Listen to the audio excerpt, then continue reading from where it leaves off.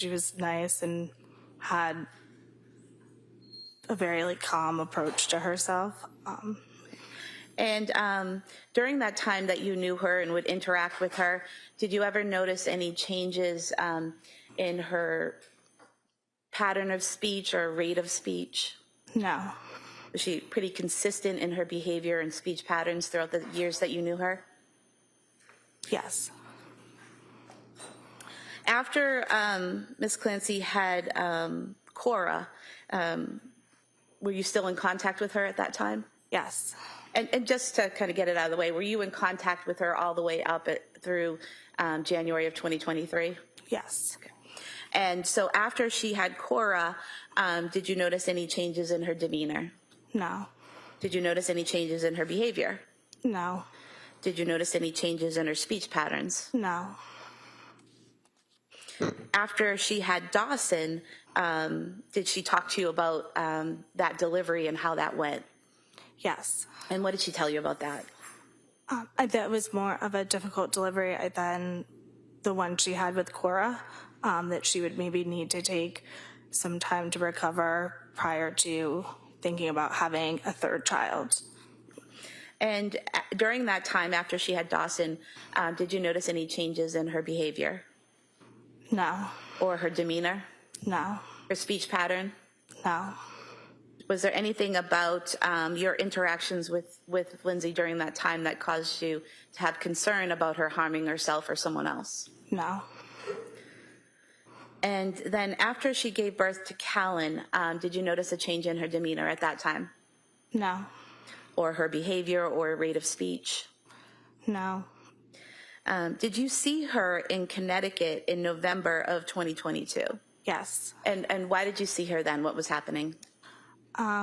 She had traveled down to Connecticut. We had gotten together as a group to go out to breakfast. And had she come to Connecticut alone or with her family? Alone, I believe, at that time. And you said you went out to breakfast? Yes. Was this with that whole group of friends and spouses and everyone that kept in contact from Connecticut? Yes, there was a group of us there that had all remained friends. Did you notice anything about her demeanor or behavior at that breakfast in November of 2022 that caused you concern or was different than her typical behavior? No. Did you have some text conversations about, in January of 2023, about some issues that Lindsay was having? Yes. And do you recall when those messages started? I don't recall the exact date of the messages, but it was only, I believe, one night. And in terms of what happened on January 24th, 2023, how close in time was it to that? Can you repeat the question? I'm sorry. So in terms of January 24th, 2023, when the children were killed, how close in time were your text messages to that incident? Only a few days. Okay. And what was that text conversation? She had shared that she had been taking a medication that caused her to have some dark thoughts, but that she was going to, or had been tapering off that medication and was trialing new ones that would remove those side effects and be more helpful and therapeutic to what she needed. And did she tell you what those dark thoughts were? No. What was the tone of the conversation? Hopeful, I would categorize it. I remember it being something where there was conveying of hope and that it was going to be we were moving in a positive direction. So basically, would it be fair to say that Lindsay was telling you that she'd had some side effects and some dark thoughts because of medication, but was weaning off of those and moving on to something else that would hopefully help her? Yes. Did she ever express at any point that she wanted to harm herself? No. Did she ever express that she wanted to harm the children? No. Did she ever tell you that she was hearing voices? No. Other than saying that she had had some bad thoughts, did she say anything else that was concerning in that conversation? No.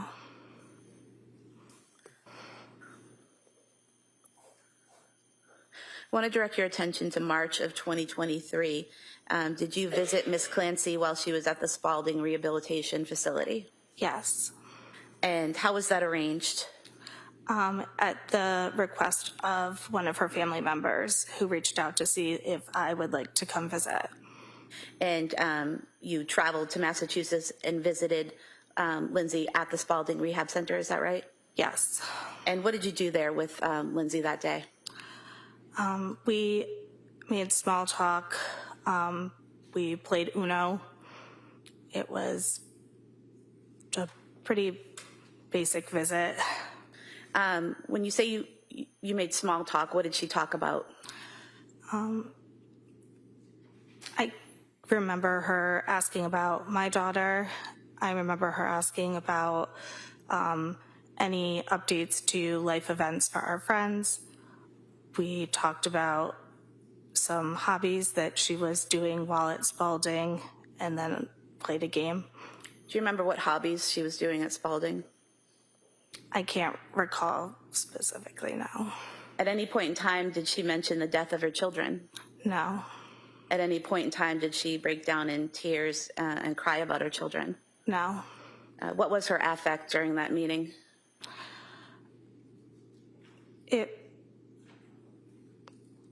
I don't remember exactly. Pretty neutral, I would say. Did she attempt at any point to harm herself? No. Did she ask you for help in harming herself? No. Did she talk about Cora Dawson or Callan at all? No. I have nothing further. Thank you. Mr. Reddington.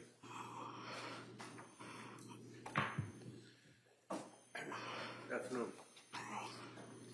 You're nervous. Don't be. Okay. You guys go back how far? Almost 29 years. And over those 29 years, knowing Lindsay when you guys were in grammar school, I guess, and high school, and then you went off to college, and you had your families and your marriages, tell us what your opinion was of her as a person.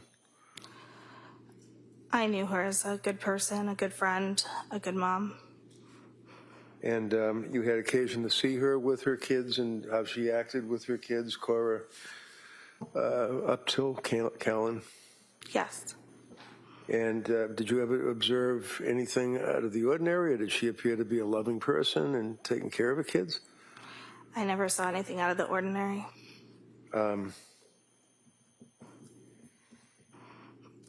District Attorney asked you about the visit that you had when you were good enough to visit with her at Spalding Rehab.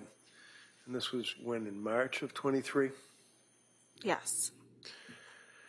And arrangements had to be made for you to visit with her. You had to get approval, and whether you know or not, I mean, I had to kind of help you out a little bit trying to get through the red tape to get in there to see her, along with her family approval and that type of thing, right?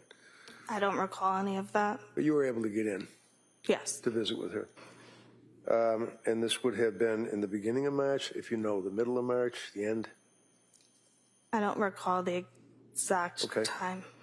Was she able to walk around and ambulate, or was she in a wheelchair, or what was her condition? Was she in bed? She was in a wheelchair. She was sitting up the entire visit. Did you ask her about why she was in the wheelchair and anything like that? No. You knew that she had been in the hospital from January 24th, right? Yes. And you knew that your friend had been charged by the police and had killed her 3 beautiful children, right? Yes. That was a bit of an awkward, uncomfortable topic, wasn't it? I think it would be for anybody, yes. Absolutely. And the district attorney asked you whether or not she cried and whether or not she told you about her children and anything to do with her children or that incident. You both basically stayed away from that entire subject, right? I remember also being told not to bring that up specifically, which at the time I figured that could be due to the recommendation of mental health providers, et cetera, who were treating her. Right. And who told you that? Her sister. Now, how long did you visit with her? It was brief, maybe 30 to 45 minutes.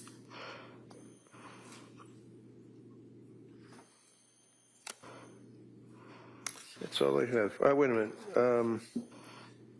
Did you guys have a group get together in December of 2022, if you recall? I don't recall. Do you recall seeing her after Thanksgiving around that time frame in December of 22? I don't recall doing, no. Do you recall having conversations with her around that time frame, which would be in December of 2022, that she was talking to you about medications and asking you questions about a particular medication? I don't recall the exact time frame of those conversations. Okay. You were summoned here today by the DA's office, is that correct? Yes. You were also on my witness list as well, right? Yes. And when I ask you about the conversations, the reason is you were questioned by the state police back in January of 23. Do you remember that? Yes.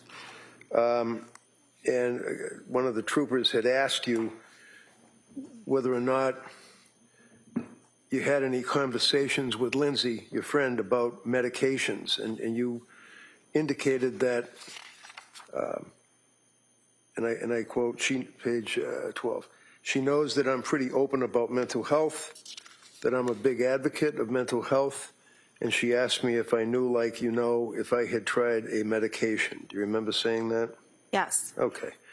Does that refresh your memory at all as to approximately what time, when that was? Would that have been in December of 22, after Thanksgiving? I don't know. I still don't recall the exact time, but I do remember that being a conversation that we had. Okay. Do you remember where you had the conversation? It was over text message. Okay. Do you recall her asking you what your experience was? Because you had some knowledge of medications, correct? As a patient. Okay. And as a result of that and being close and good friends, that she had asked you what your experience was, and again, it's page 13, and she would say, how was your experience? Did you ever take this? What was your experience with this? That type of thing. Do you remember that? That conversation? I don't recall the specific conversation. Do you recall the medication that she asked you about? Yes. What was that? I remember it being Lexapro. Do you recall in your text message exchange that she had asked you about or told you about some of the medications that she was taking and that there were some difficulties with it? Yes.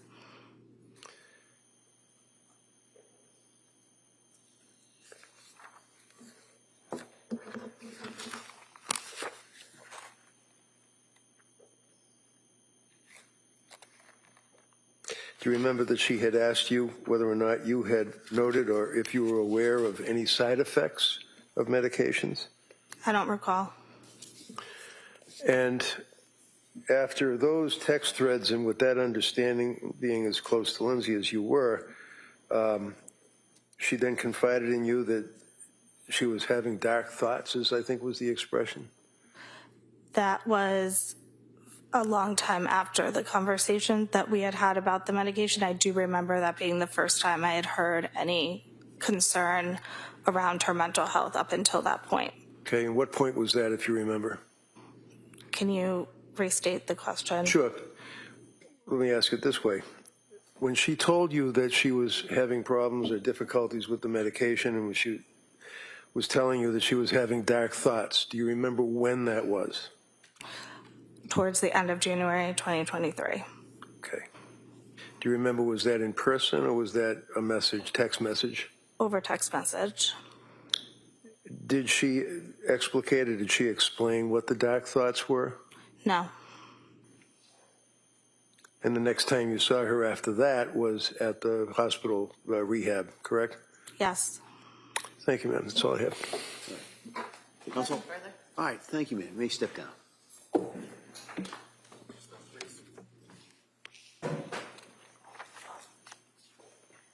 Commonwealth calls Christopher Clancy.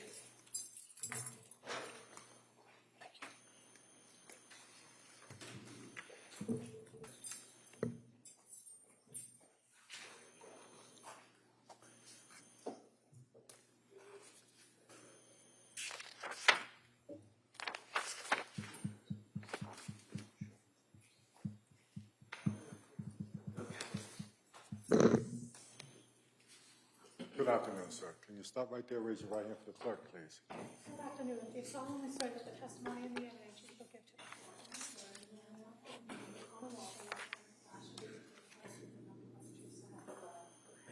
Thank you, sir. You may have a seat.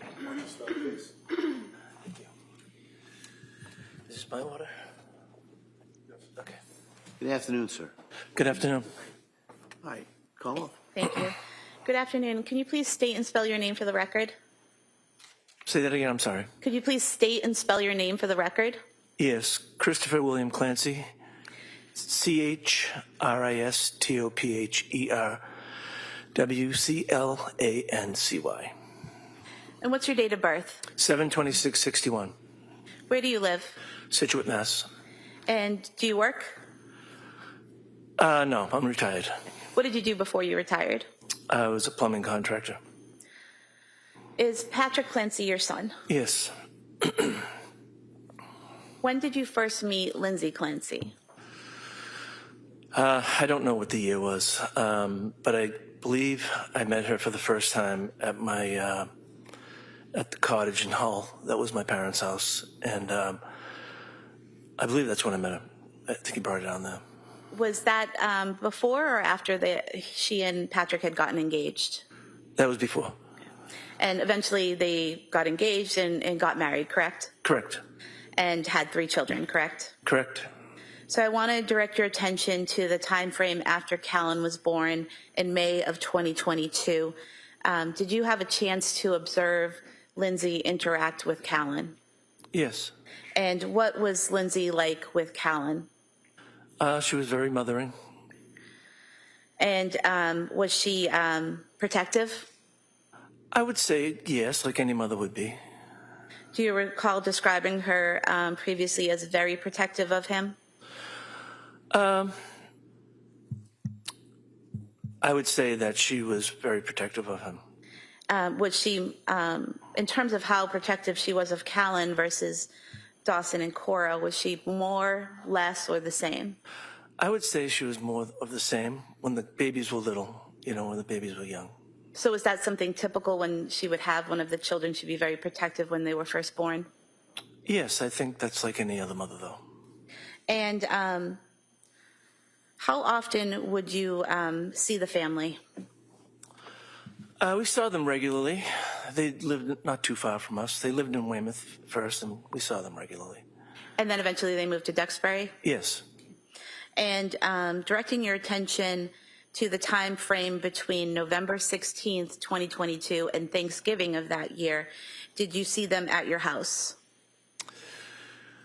I think they did come up to our house one time. Might have been a Saturday or a Sunday. Okay. And why did they come over that day? I think they just came over to say hi. And what was Lindsay's demeanor that day? Very good. And was there any difference in her behavior or speech pattern than what you've seen with her previously? Not that day.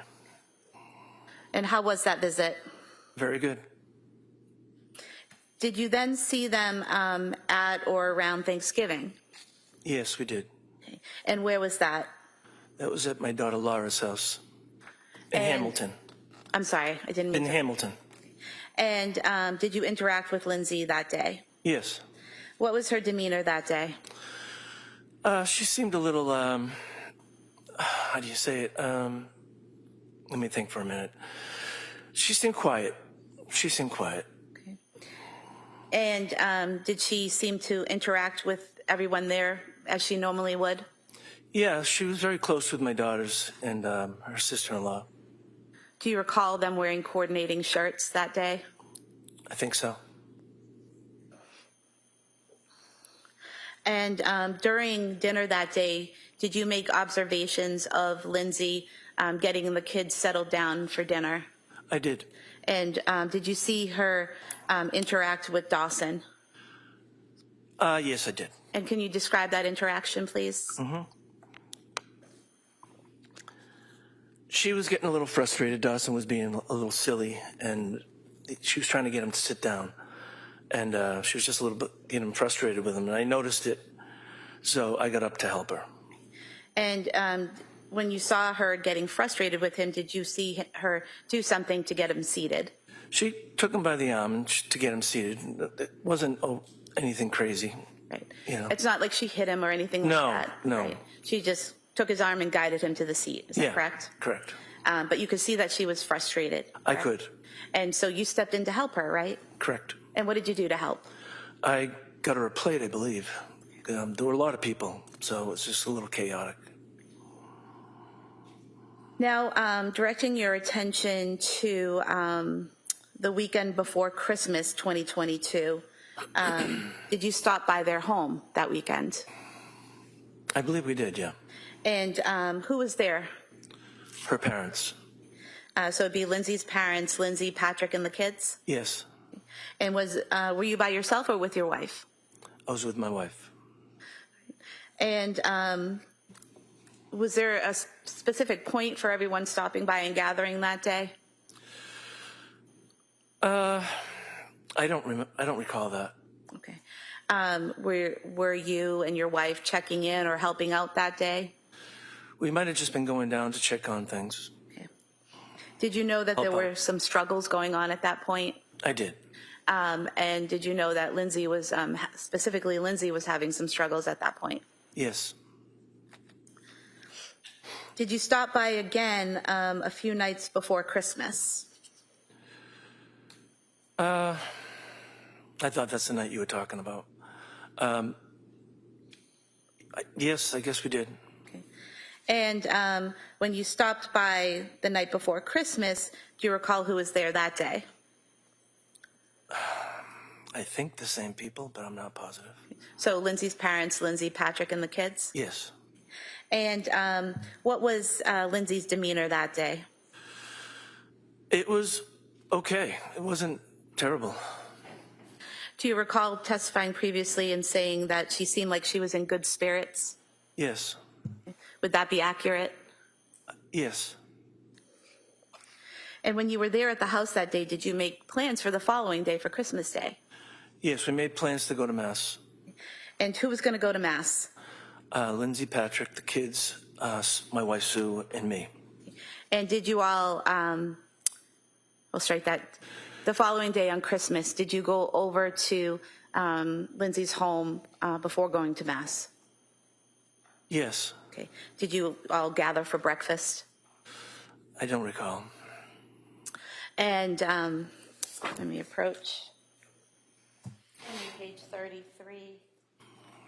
If you can just read to yourself lines 2 through 7, and then just look up when you're done. Okay. Take your time. All right.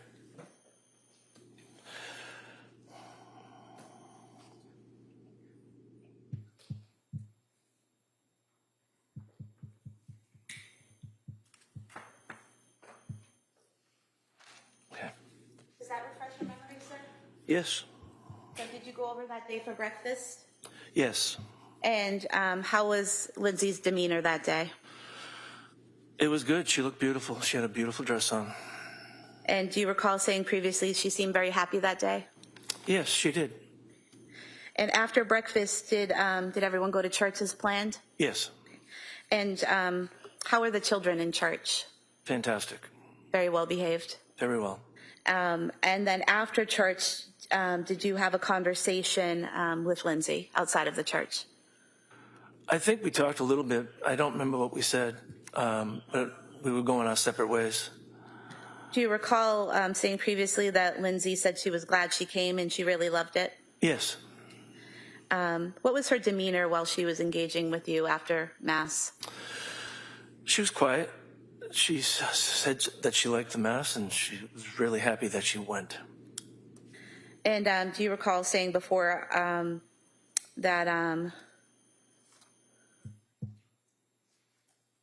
strike that, do you recall after that conversation, you guys hugged each other and went your separate ways? Yes.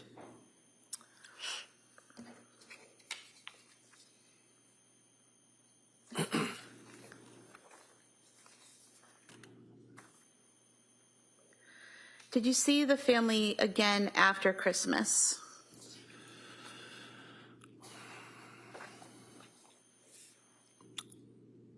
I'm not sure. I'm not sure. Did you go to Cora's birthday party? No. Was it more of a kids gathering at a trampoline place? That's what I heard. Okay. Yeah. All right. Did you have plans to see them Tuesday, January 24th, 2023? No.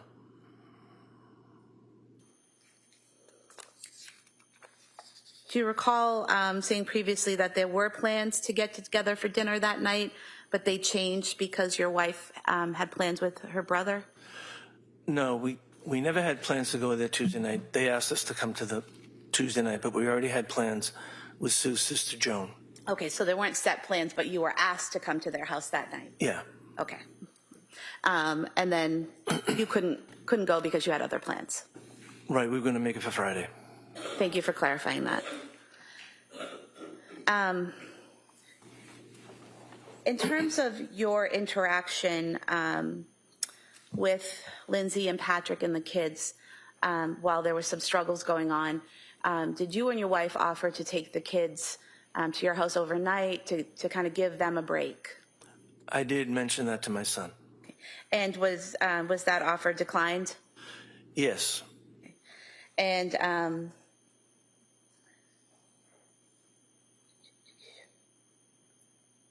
going back to Thanksgiving of 2022, when you were interacting with Lindsay, I think you previously said that her demeanor was good, she was quiet. Did you also say at one point she had a little blankness to her at times?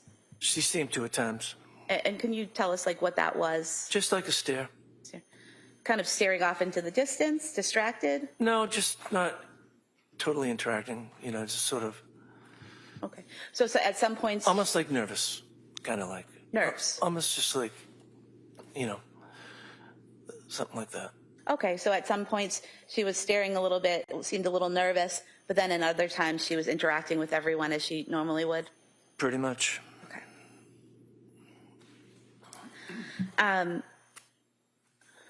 You mentioned earlier when you were talking about Lindsay having a little bit of difficulty getting Dawson seated at Thanksgiving that he was being a little silly. Yeah. Was that typical for him to behave in that way? Yeah, he was a handful, but he was good. He was a good boy. Going back to the night of January 24th, 2023, at some point in time that night, did you get a phone call from Patrick? In January? January 24th, 2023. Yes. Go ahead. Yes, we did. And what was his demeanor during that call? Is this the night of the? Yes. Okay. Yes. It was terrible. And did you and your wife leave your home and head to the hospital to be with him? Yes. Thank you. Attorney Reddington. Thank you. Good afternoon. Good afternoon. Mr. Clancy, just a couple of questions. You were summoned to be here by the DA, is that correct? Correct. And you gave statements to whoever wanted statements. You were very cooperative with the investigation, is that right? Yes. And being as you're the obviously grandfather and father of Pat, over the years from the time they were dating, engaged, married, kids, you and your wife were pretty close with both of them, were you not? Yes. Do you have an opinion as to how Lindsay was as a mother that you could see? She was very, very good. She fed them great. She did a lot of things with them. They did like the all-American family. And district attorney had asked you about Thanksgiving of 22, November 16th of 22, and she made reference, I think you had responded that she appeared to be quiet, and then she used the term, did you know about the struggles? Can you tell me what the struggles were? Do you know what she meant by that? I knew. Go to sidebar. Sure. Yeah.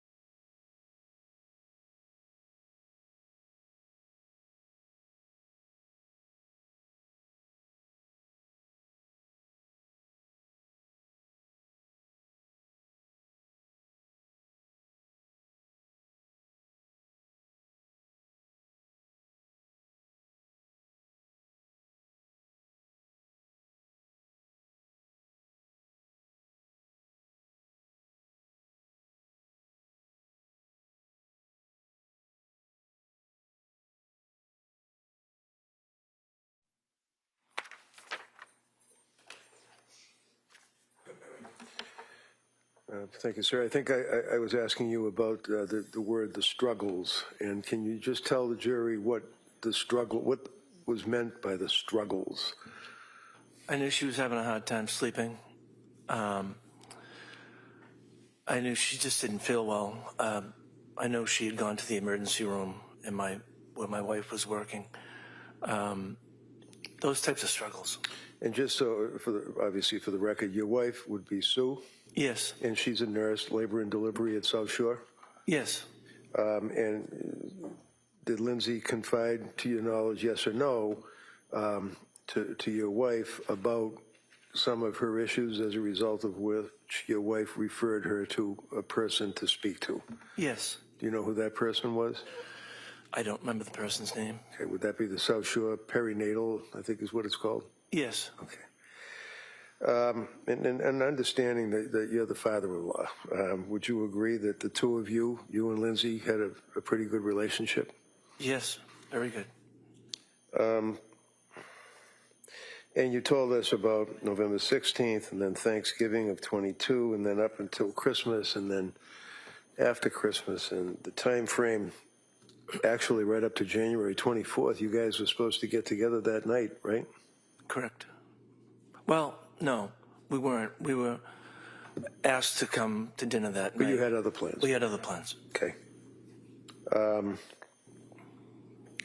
District Attorney asked you about, on a number of occasions, about the time at your home. I think it was on Thanksgiving when Dawson was acting a little rambunctious or silly, and that she guided him to his seat. Was she, to your opinion and what you could observe, did you believe that she was being abusive to him at all? No.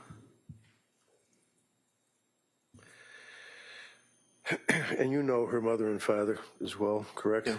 And the four of you, the in-laws from both sides, you and your wife, Sue, and Lindsay's mother and father, both were all kind of pulling together to try to help this young couple out during that time frame, right?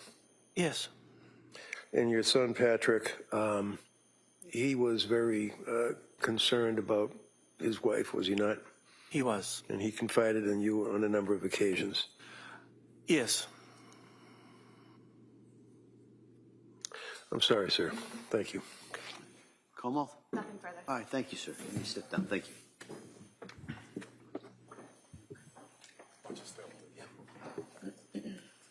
Como, could I see you over here just scheduling?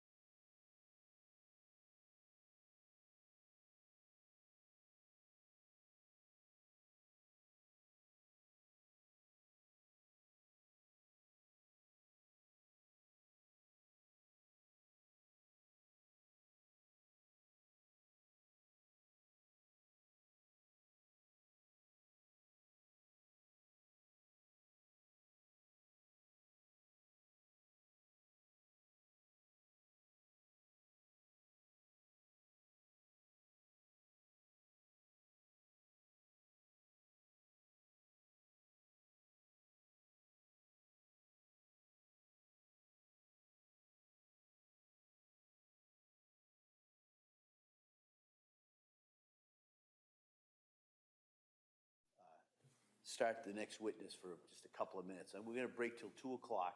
So I'm going to ask you to be ready to come back here at 2 o'clock. Same instructions I've been giving you the whole time during the break. Don't talk about this case with anybody. Don't do any research about this. Don't look into anything about this case or any similar cases. And I'll see you at 2 o'clock. You have a nice break. Okay? Thank you. Court, all rise. Good.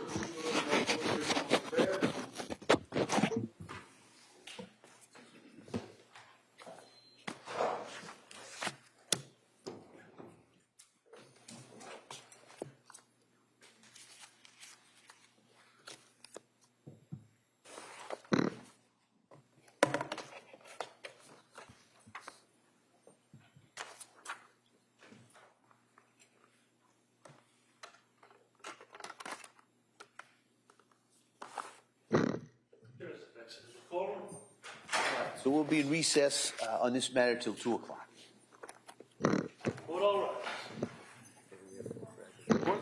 Recess. Full recess.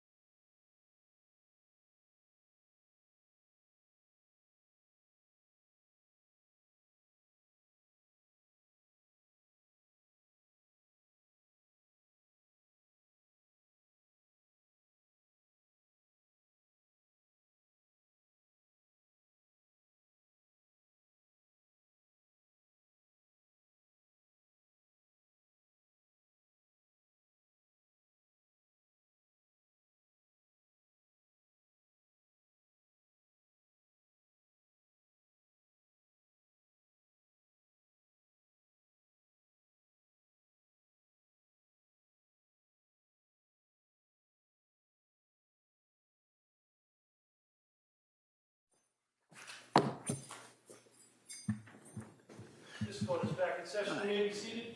Your Honor, for the purpose of the record, we return back to the record in the matter of Commonwealth versus Lindsay Clancy. All parties are present, including Ms. Clancy, excluding the jury. All right. Counsel, we ready for the jury? Yes, Your Honor. Yes, Your Honor. Okay, sure.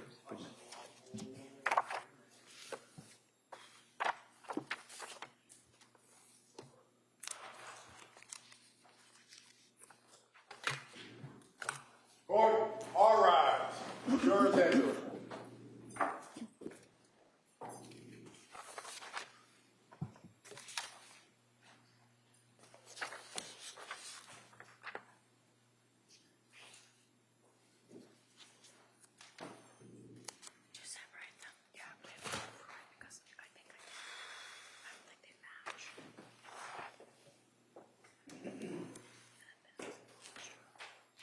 This court's now in session. Please be seated. Good afternoon, Your Honor. For the purpose of the record, we return back to the trial of Commonwealth versus Lindsay Clancy. All parties are present, including the defendant and including 18 jurors. Madam Clerk, thank you. Members of the jury, good afternoon. We're going to return to the case.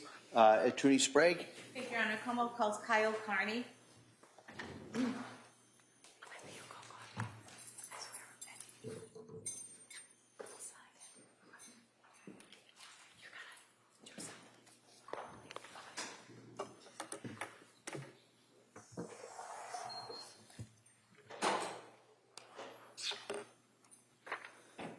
Good afternoon, sir.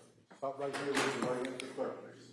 Good afternoon. Do you solemnly swear that the testimony and the evidence you shall give to the court and the jury in the matter now pending between the Commonwealth and the defendant partially the truth, the whole truth, and nothing but the truth, so help you God? Thank you, sir. You may have a seat. Watch your step, please. Excuse me, can we proceed? Sure. All right, good afternoon, sir.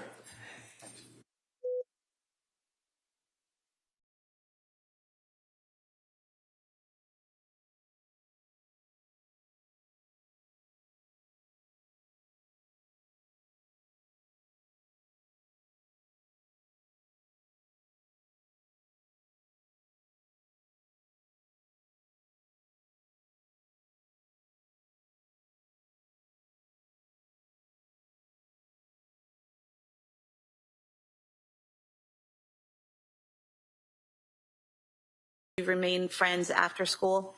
Yes. And eventually, did you end up living in Duxbury at the same time Patrick and his family lived in Duxbury? Yes. 2022, did you notice any differences in in Lindsay Clancy's demeanor or behavior? No.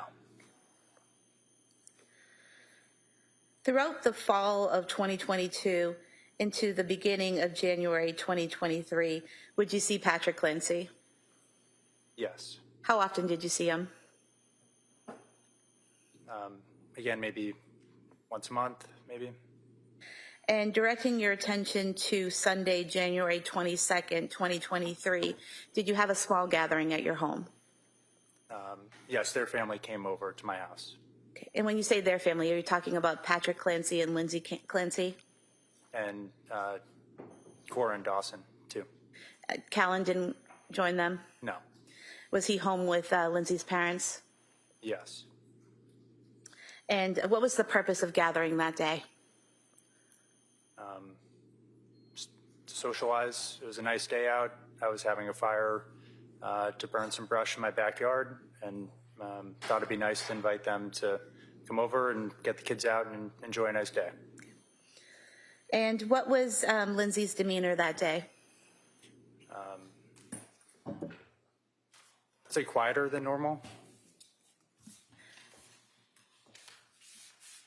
And do you recall saying previously that the weekend was fairly normal, that Lindsay had always been a little tough to get a beat on, kind of quiet, but you were in the kitchen talking and it seemed normal? I mean, in the kitchen, we had a conversation, and that was normal. Normal, okay. Do you recall describing the day previously as a perfectly normal afternoon, really nice? It was a nice day, yeah. Okay. And so there was nothing out of the normal that happened that day in terms of Lindsay's behavior or demeanor?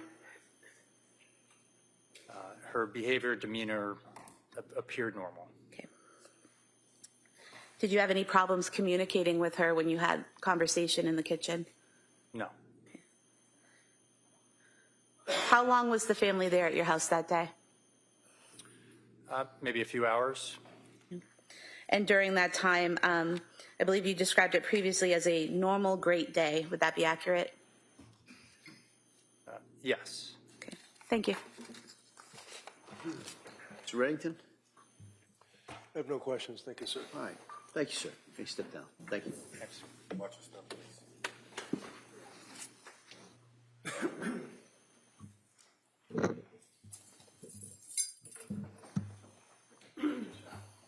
Your Honor, the Commonwealth will call Andrew Kiakio as its next witness. All right.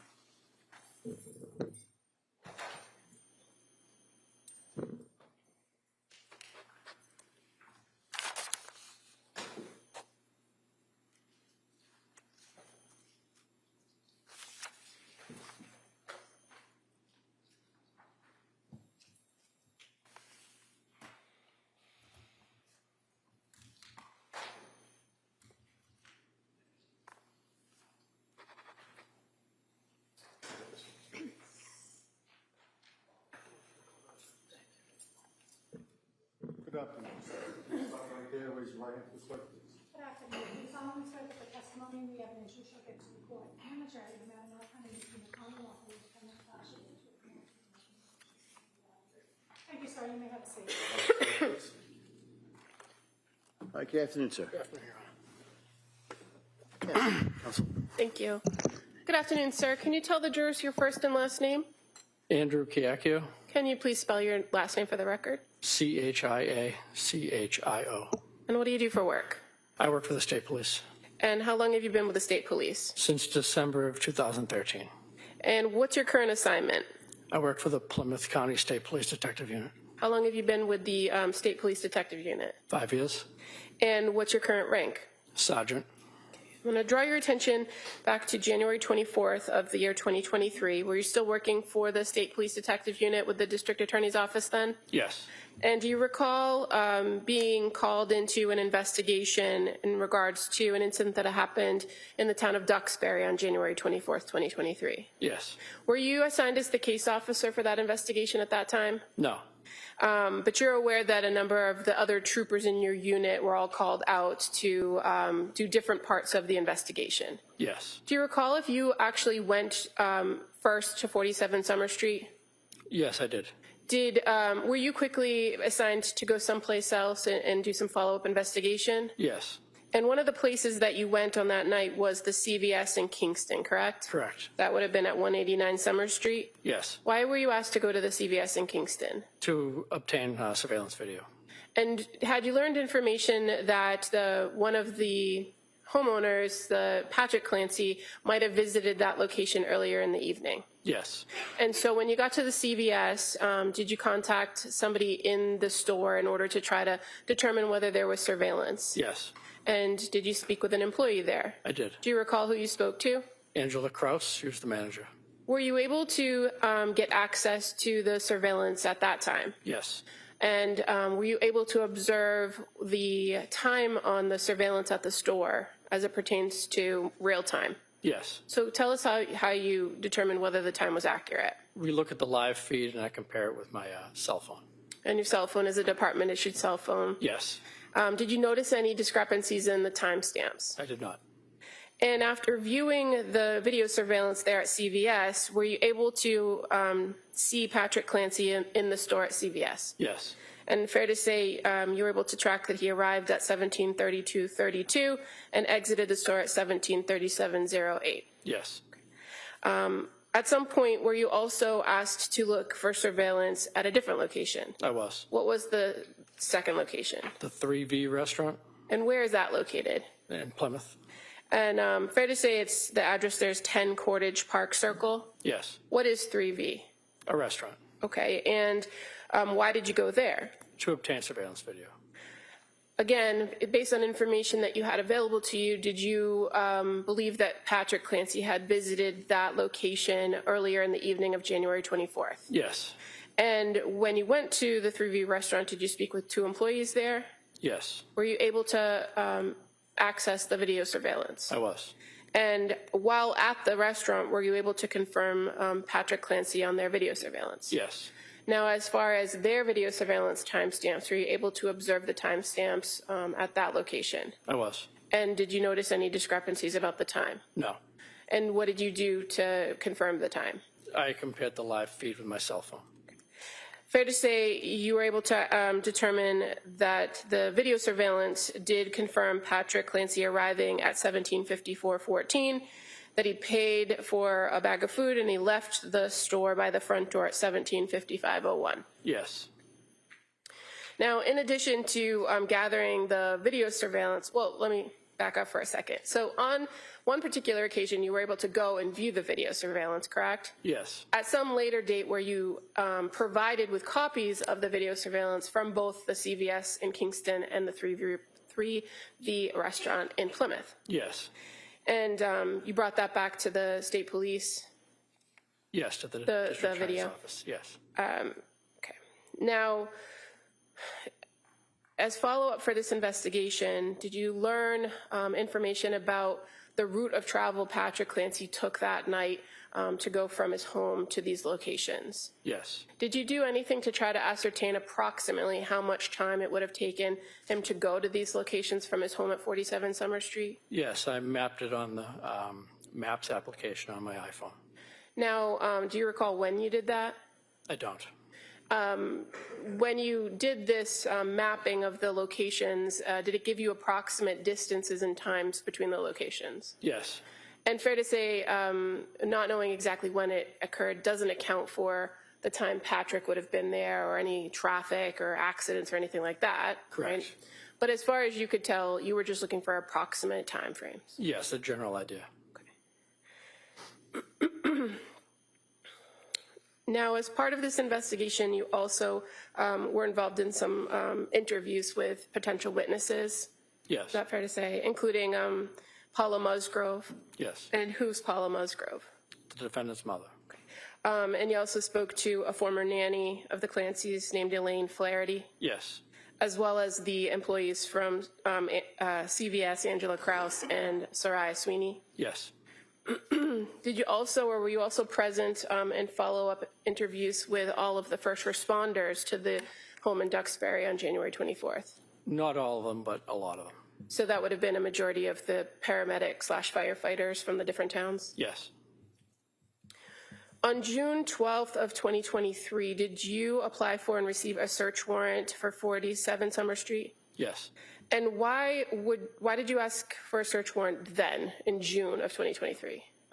We were reviewing photos, crime scene photos, and someone noticed that there was potentially blood stains on the outside of the house that we had not swabbed.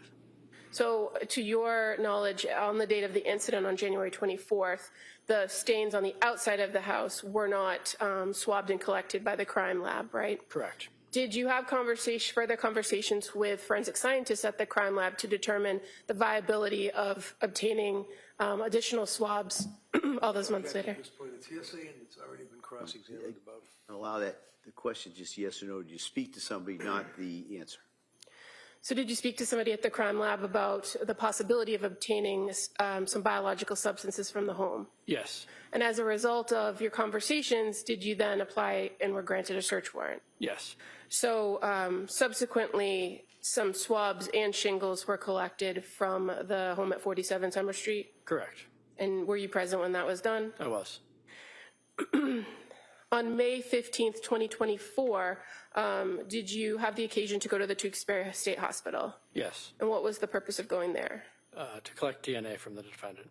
And is there a particular procedure that you, as an investigator, use in order to collect a DNA sample from somebody? Yeah, we use a DNA collection kit. It has a foam swab that you use to swab the inside of a person's mouth to collect saliva. That's then transferred to a collection card. We let it dry, then seal the kit.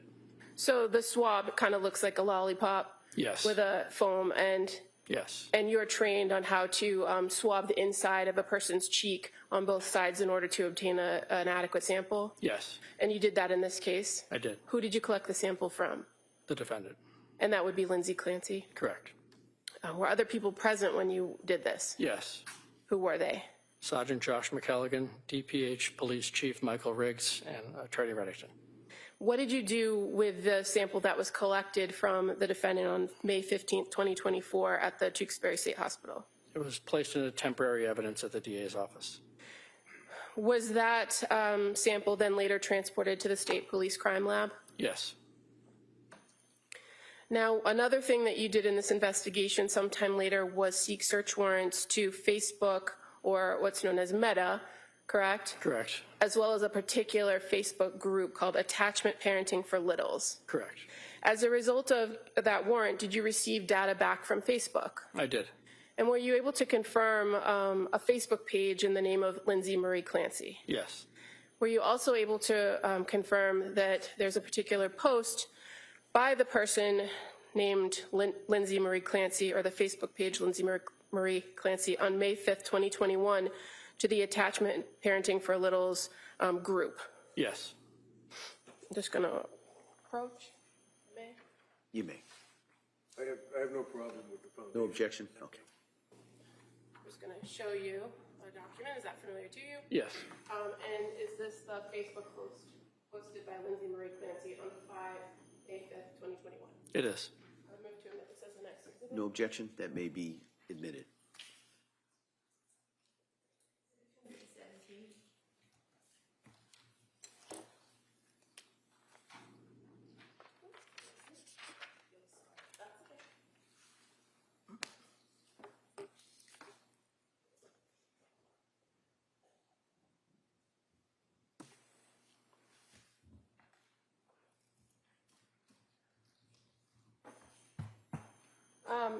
Sergeant Cacchio, just showing you what's now been marked as Exhibit 217 on the screen.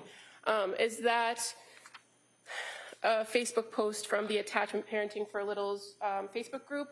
Yes. And through the information you received from the search warrant return, you were able to locate the content of this post in the records for the Attachment Parenting for Littles and confirm that it also appeared to be authored by Lindsay Marie Clancy, correct? Correct. Or by the Facebook page of Lindsay Marie Clancy. Yes.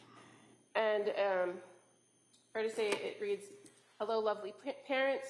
I'm looking for some advice, solidarity, ideas, something, anything. I'm truly finding my 19-month-old to be the most difficult human I've ever encountered. I mean that with all love in my heart, but I honestly cannot make it through a day without getting so frustrated with him. He's not my first child, so not to compare, because I know that every child is different, but just for background, this isn't my first rodeo. Every single thing with him is a battle, and it has been this way for a while, since he was maybe 8 months old. I really try to pick my battles and only do what's completely necessary, but I mean everything, getting out of his crib in the morning and going downstairs, changing his diaper, getting him dressed, getting him in his seat to eat, getting him in the car seat, getting him out of the car seat, putting on his jacket and shoes to go outside, having him come inside when it's time, going to sleep for his nap, and at night, he fights me every step of the way with all these normal daily activities. It constantly feels like I have to force him to do these things, which feels so wrong, but he is always fighting me and crying about doing these very normal things." You recall seeing that message in the records? I do. And fair to say there was some comments to the records and also an acknowledgement by the person with the Facebook page, Lindsay Marie Clancy, thanking the contributors for their advice. Yes.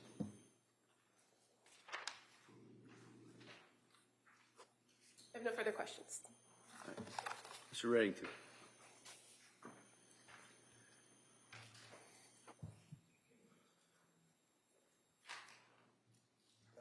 Good afternoon, sir.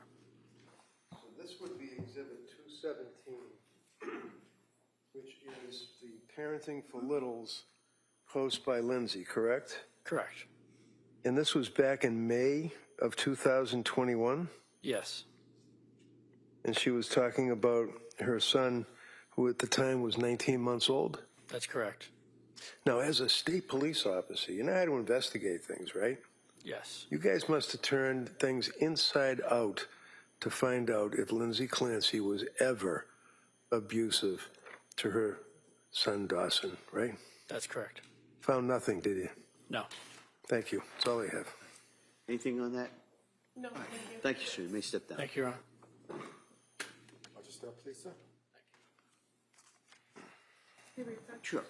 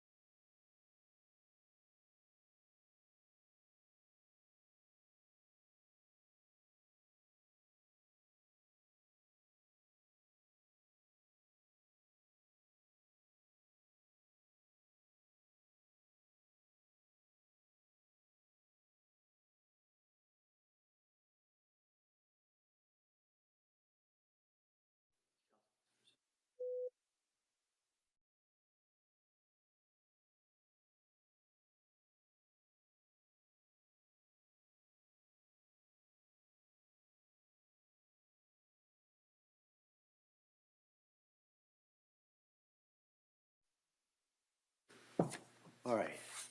Members of the jury, there's a motion or a hearing I have to do with the lawyers, and it's going to take a little bit of a while. So I'm going to excuse you for today.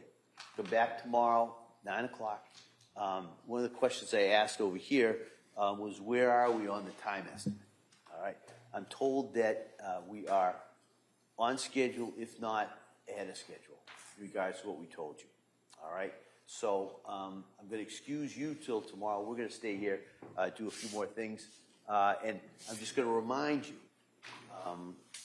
as I've said every night, you have to have an open mind. Don't talk about this with anyone. Don't do any research about anything. If you see anything about this case or any similar cases, don't read, listen, or watch anything in regards to that. Don't do any research on this or any matters that you have or questions you have in your mind. Don't take any field trips. Don't happen to just be driving by certain areas that you think you want to double check. We've done that. All right. You've worked so hard in this case so far. I just want you to continue to follow those instructions. And with that, I'm going to excuse you until tomorrow. I would expect, and every time I say this, I'm usually wrong, but I would expect we'd have a pretty full day tomorrow. Okay? And so with that, I hope you have a nice evening. Hope you stay cool. And we will see you tomorrow. So thank you very much. Good. All right. Good. Kindly close the doors, please find chairs. Please go.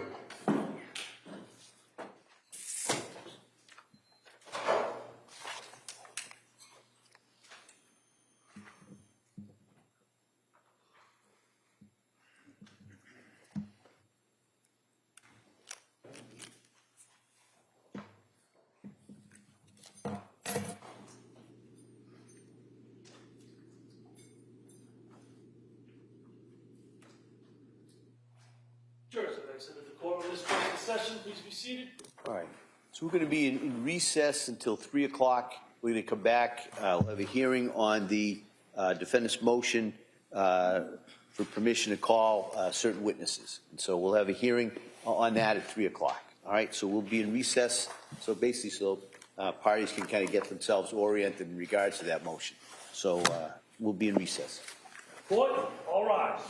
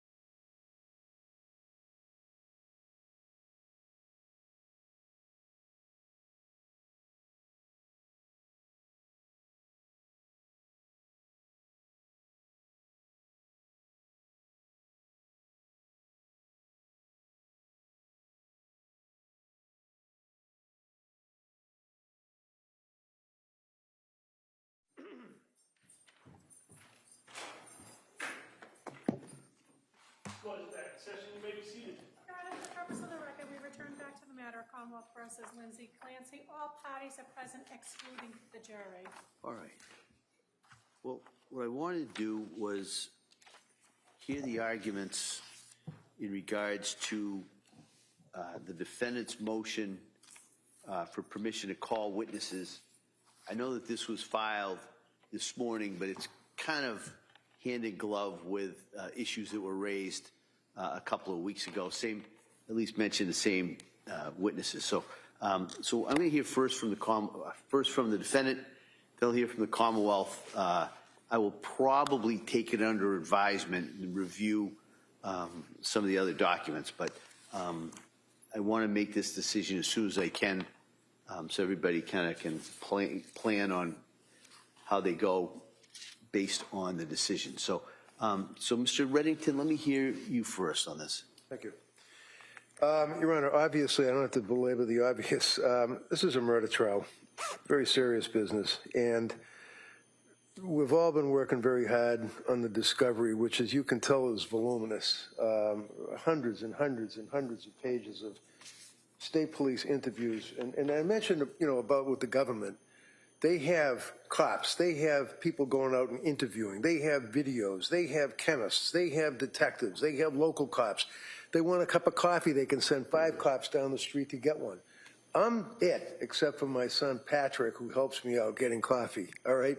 And the reason I sound frustrated is that they're objecting 2 weeks ago because they need time to review, to cross-examine doctors on very basic items of evidence that are their items of evidence. Not one of those witnesses is adding or bringing anything new to the discovery, if you will. And not by way of excuse, but, I am a sole practitioner. In the past, May, June, July, in the past 3 months, I've had a murder, a rape, and 2 back-to-back federal trials that ended 1 week before we impaneled on this case. I have worked really hard to pull this case together with expert witnesses, civilian witnesses, private investigators been investigating. I provide everything to them as soon as I get it, and they have been doing the same with me. I haven't objected to one thing that they have offered. They put an AutoCAD, computer animated display disc on my desk last week. I didn't complain about it, run to you and try to exclude it. I said, fine, no problem, put it in my pile and move on. That's it. So to suggest that they need time to be able to cross-examine both, I've had trials with both of these prosecutors. They're both experienced. They're very, very familiar with the trial of major criminal cases. I feel that they're more than capable of being able to cross-examine, for example, number one, Dr. Volkovich, who is a board-certified emergency medicine physician. His report indicates that he has taken a look at South Shore Hospital. He's taken a look at the Brigham and Women's Hospital. He's taken a look at the photographs. That's their evidence. That's all he looked at. And all he's doing is basically what all of their South Shore doctors came in and testified to as to the nature of the injuries, in his opinion, the type of injury that she suffered, talking about the injuries to the right and left wrist as well as the neck. In his opinion, dealing with suicide attempts, that it's a legitimate suicide attempt. There's no secrets. There's nothing new that they have to prepare to cross-examine him on. Dr. Lapasada is a doctor that is well known to most of us, and I've been using Dr. Lapasada's fine services for the past decade or longer. I know that both of these attorneys are familiar with her. She's not bringing anything new to the table. She's bringing her opinion based upon their evidence as to the medical records, x-rays, all of the rest of the indicia of the injury that she suffered. Now, they're talking about Lindsay going out and hanging off of a window and then doing, like I said, the Spider-Man slide down the side of the house, apparently. Absolutely ridiculous. She dove out that window, she hit her head, and she suffered what Dr. Lapasada refers to as a Jefferson fracture of the spine that is very, very, very typical for this type of an injury when somebody dives into the shallow end of a pool. they get that injury, unfortunately. When somebody, kids are on a boat and they're drunk and one of them jumps off a mast into the shallow end of the water off of Cape Cod, they get that type of injury. Superman, when he gets thrown off the horse, 6 feet high, same injury. That's all. She's not bringing any esoteric theory to this case that they need time to prepare. Interestingly enough, the Brigham and Women's Hospital records do make reference to the Jefferson fracture, right from jump. She also assists me, as she always does, on autopsy photographs, any indicia of injuries, and it's her opinion that if they try to say that there are bruises to these little babies that were inflicted by her, they're absolutely wrong, and Dr. Laposada would indicate that these are consistent with either EMT, God bless those first responders, but they were in a panic and they're trying to take care of these kids and pick them up and run them up to their trucks and vehicles. So, and other, obviously, the interosseous injection into the legs, the shins, the thighs, all of these bruises are from medical intervention, not Lindsay Clancy. That's what she would testify to. That's it. They don't need time to prepare to cross-examine for that. Finally, I have Dr. Condi. Dr. Condi signed even better than a report. He signed an affidavit. And again, it's based upon medical records that we all have. Way back when this case first started, the government presented the case to the grand jury. First thing I said to Lindsay was sign a release. Let the government get all the medical records. We'll all have access to them. This case is obviously going to be predicated upon the medical records, psychiatric records. We signed every release. They got every document and had them into the grand jury. I got copies. They have copies. Condi would testify to the horrific, in his opinion, failure to comply with the standard of care that would govern psychiatrists, psychologists, Dr. Tufts, who's going to be testifying tomorrow, nurse practitioner Gelada, the other individual from the McLean Hospital, all records that they've had for years. So they don't need time to prepare for cross-examination. So weeks ago, counsel, after I gave them copies of all of these reports and affidavit, strike that, I'm sorry, the reports I just got, and I just sent them the affidavit from Condi they already have, I disclosed to them what my opinion would be of the opinions from these doctors that would be testifying, and the report carries that out.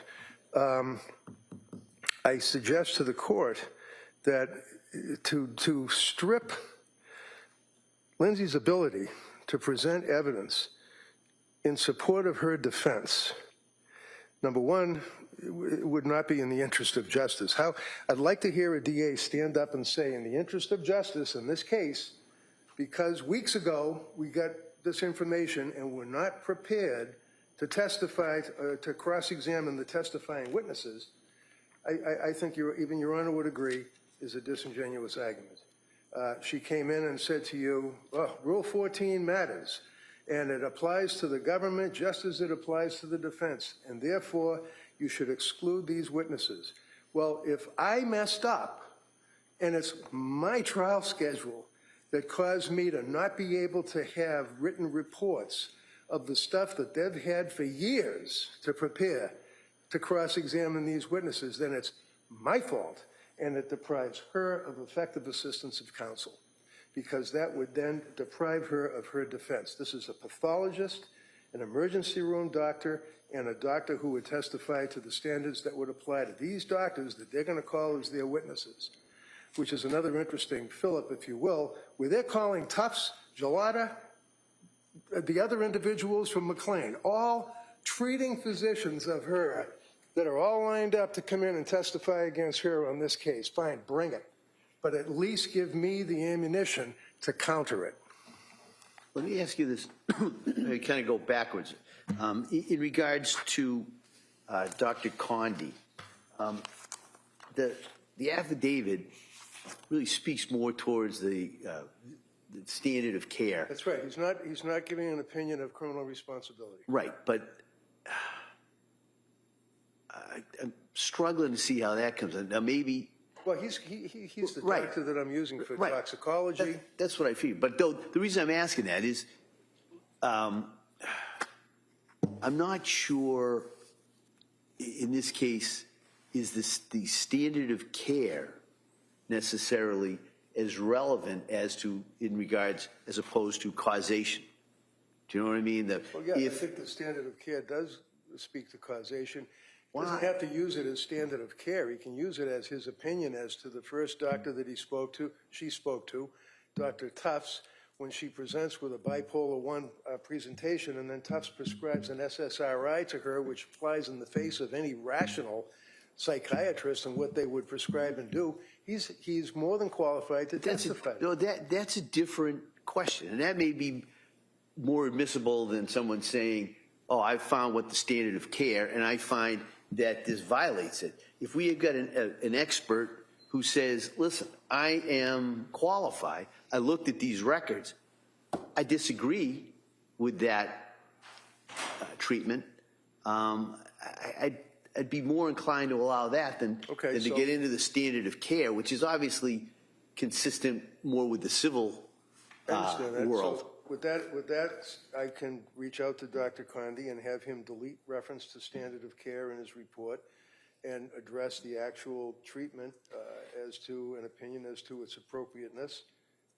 But again, on the issue that they're raising, that they need time to prepare to cross-examine, I don't think that lies even if he revises his report by removing standard of care.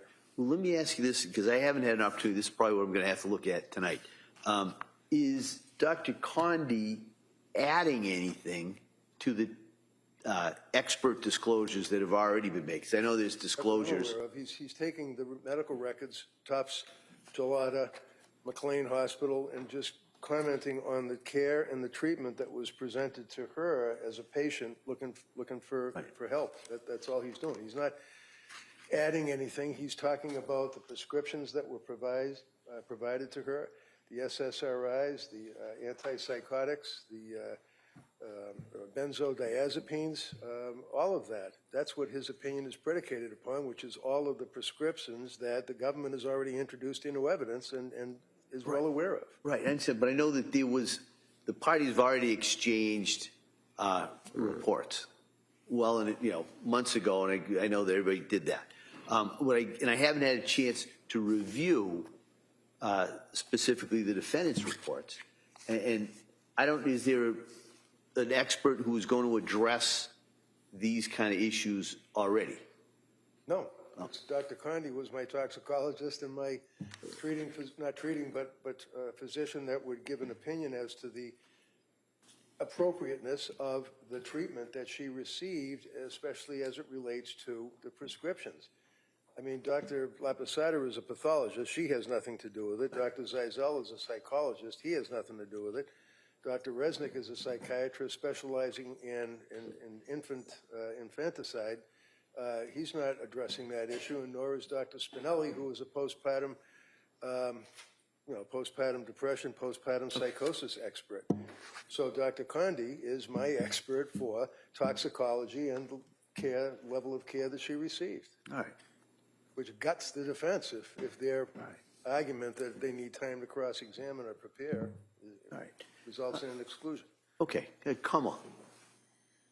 Thank you, Your Honor. With regard to Dr. Conde, one of my points is going to be that his affidavit addresses the standard of care, which is more of the civil issue, but you've already addressed that with defense counsel's pivot that he would then instead testify about the treatment of the defendant in toxicology. Looking at the affidavit in which he outlines his qualifications, he's not a toxicologist. He's a physician licensed here in Massachusetts. He's done a residency in general psychiatry, child and adolescent psychiatry, and forensic psychiatry, but he's not a toxicologist. And also, it's not just us having all the same records that makes for cross-examination to be fundamentally fair. There's more to cross-examination than just having the underlying data.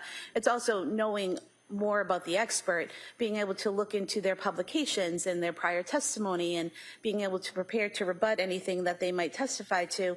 And where we have this late disclosure, which was 1 week prior to trial, starting, that's fundamentally unfair to the Commonwealth. And I think what Dr. Condi would be testifying to, if it's just limited to her treatment and what was prescribed to her, that's covered by the other three experts that defense already has. They all talk about her treatment, the prescription she was on, and the effects those had on her.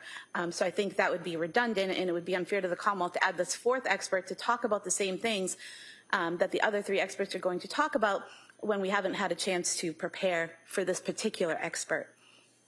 For Dr. La Posada, what we have is a 2.5-page letter to Attorney Reddington outlining her thoughts, but it doesn't say what her opinions are based on. It doesn't say which materials she's reviewed and what she's relying on. So I would suggest that it's an insufficient report.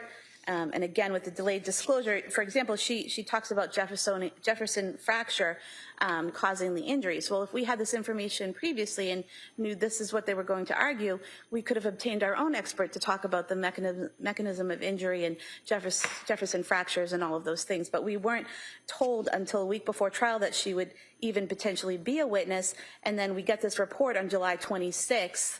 That's a 2.5-page letter. But didn't we have multiple trauma surgeons, neurosurgeons who've testified, who treated her?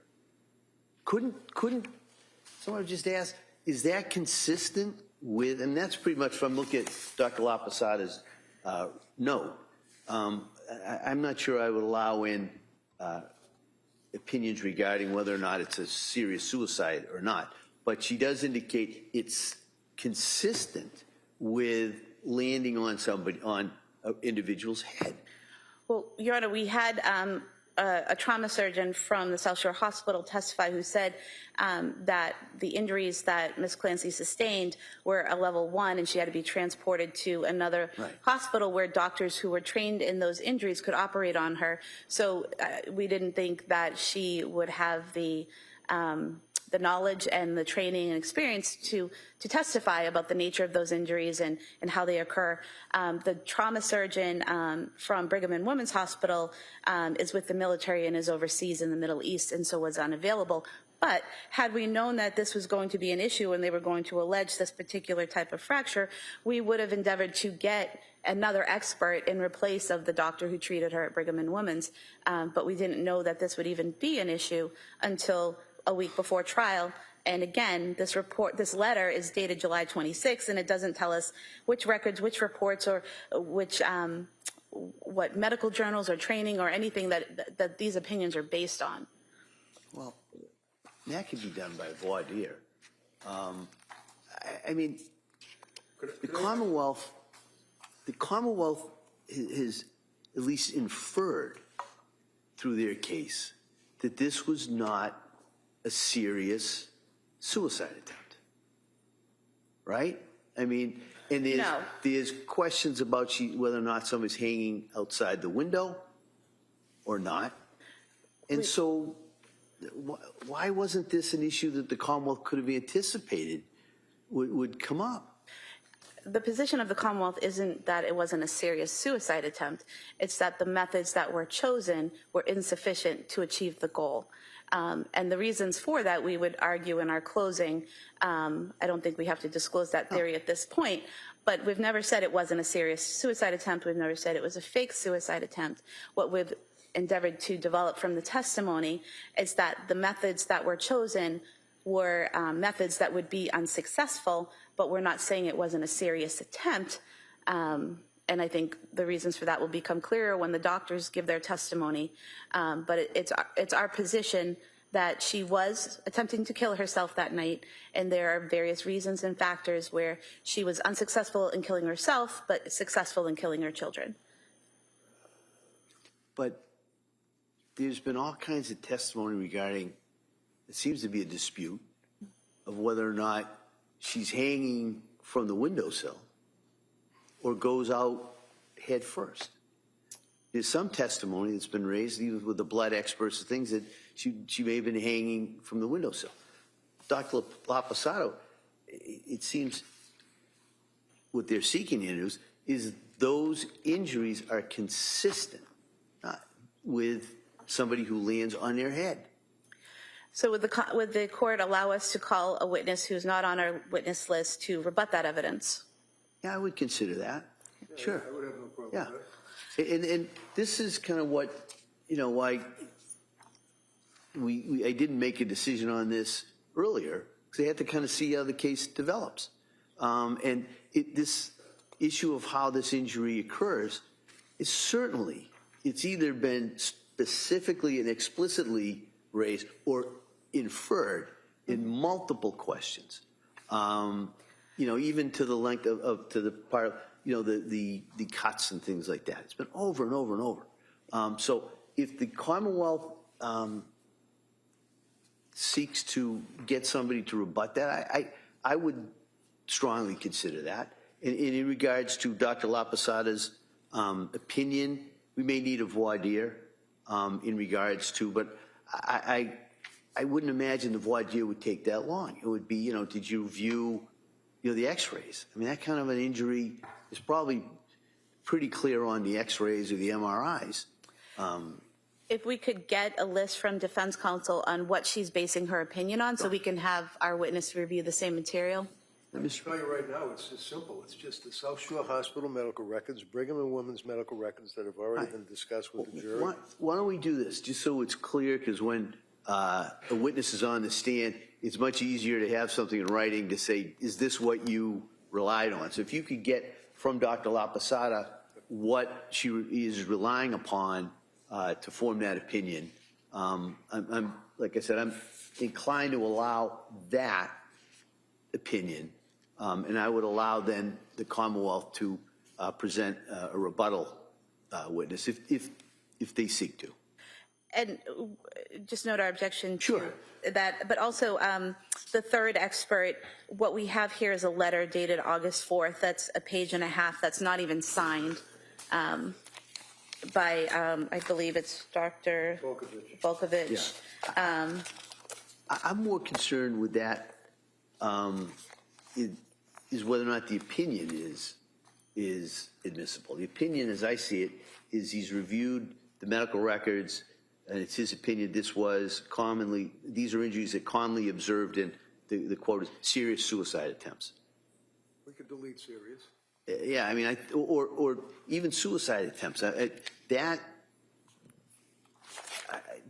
an opinion. Their doctors waxed eloquently about suicide and whether or not it's, I mean, we can delete serious. But I'm just concerned that how are we going to kind of parse out what he looked at? 100 other cases, and then we go through into all of those. So I'm going to have to take a look. That's what I'm going to take under advisement for sure.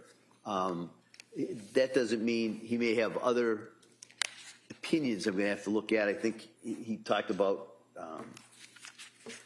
some of his observations as an emergency room doctor, I think, didn't he?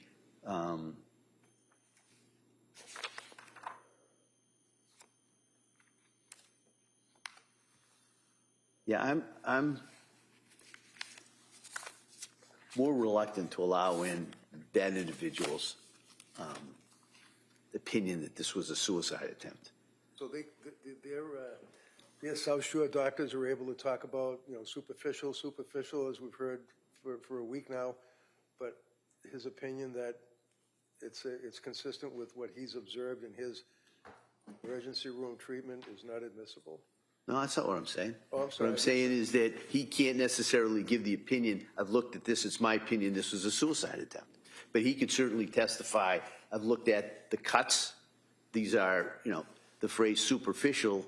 I think that's been kind of mixed up in this whole thing too. That seems to be more of a medical term as opposed to well, no, that. They basically beat it to death with not being a medical term until we were able to show that in fact it was deep, 3.5 and 2. Okay. Yeah, I mean, if you want to call this doctor, he's going to say, that's a significant cut. Okay. That's different than saying, looking at that, I find that this is a suicide attempt. Just like there's never been an opinion here that this was not a suicide attempt. That's probably something that the jury now, but it wasn't a week ago. Well, that's going to probably be for the jury to determine. But I would allow kind of going into the characteristics that have already been testified to. And I don't, we need a further voir dire on that doctor as well. But I think he lists in there kind of what he reviewed, but. He did. Yeah. Yep. All right. Anything else in regards to those three witnesses? Nope. All right. No. So I'm going to take this under advisement, but just kind of for what I'm inclined to do is I'm going to take a look at Dr. Condi's report and compare it to some of the other reports. I'm inclined to let Dr. La Posada testify to that the injuries are consistent with basically a fall on the head. And the last doctor I've got to take a look at kind of his language, but I would not be allowing in that his opinion that this is a suicide attempt. But he may testify as to all the other observations that he took from those records. All right. Understood. Just no my objection for what it's worth. All right. And so I'll note the Commonwealth's objection. I'll note the defendant's objection. And so, and like I said, I'll take it under advisement, and everybody can renew those objections As again. it relates to Condi, once you make your decision, you let me know. I can certainly reach out to him and have him delete this standard as to standard of care and just reference the actual treatment and prescriptions that you received. All right. All right, so I'll take a look at this. I'll have this tomorrow morning for everybody when you come in. Great. All right? Thank you. So anything else we need to address? Just in case there's a problem, Dr. La Posada has been working with a gentleman by the name of Mr. Drake, Drake Laboratories, that is putting together an auto computer animated display of coming out the window, the injuries to the neck, showing the vertebrae and that type of thing, which is all based upon evidence that's already in evidence here. So I haven't got it yet. It's not done yet. So I don't want to not say anything about it now because they'll be objecting to it tomorrow, I'm sure. I assume we'll have to take a look at that and give the Commonwealth the opportunity to view it and hear the arguments in regards. It may be something nobody has objected to, or maybe, I don't know. All right? Would have an objection to it, and it You don't know. You haven't seen it. It goes back to the whole position that, you know, we have the right to, if we want to, obtain another expert, and then that expert could review that material and you know, use it to form his opinion. This is different than the 3D diagram of the house that the Commonwealth gave. The defense was on notice that that was coming, the basis of it, the measurements, what the house looked like itself, and so that was turned over. This is completely different. And I just note that, as I said, the medical records that the government has talks about Jefferson fracture. You might remember 2 weeks ago or 2.5 weeks ago when they first raised their objection, I told you that I can't know what they're going to argue until they argue it. So I didn't know whether or not they were going to say that it's a fake suicide or that she didn't jump out the window. I had to wait to see what their opening was. Now I know I have to rebut it. We were almost out of here till you mentioned that 3D Sorry. thing. So why don't we do this? We'll wait on that. Okay. All right? I'm not committing one way or the other in regards to that. We'll see. You know, and so you maybe the testimony with the 3D, the testimony without the 3D. We'll just kind of see where we go. All right? All right. So thanks everybody for kind of buckling down and going through that so we could resolve that as best we can. I appreciate that. Thank you, Judge. So we'll be in recess on this matter till tomorrow morning at 9 o'clock. All right. Thank you. Court, all rise.